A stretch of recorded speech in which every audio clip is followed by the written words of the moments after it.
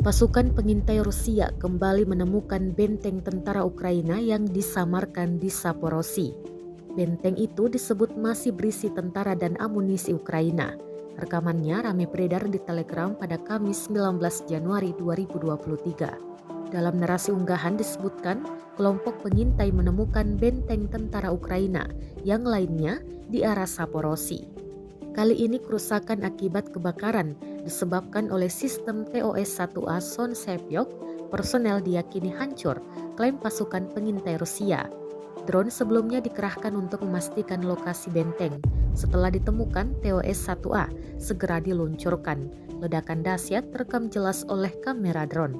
Rekamannya pun menuai berbagai komentar dari warganet.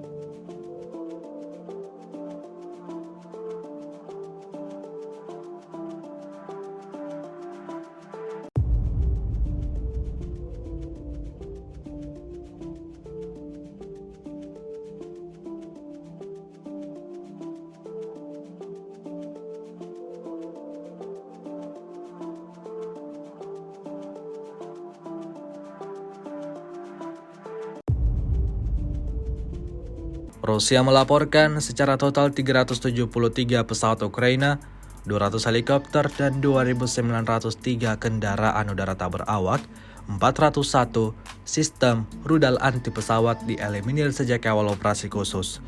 Sedangkan dari kubu Kiev, Kementerian Pertahanan Ukraina melaporkan 760 tentara Rusia dieliminir dalam sehari terakhir.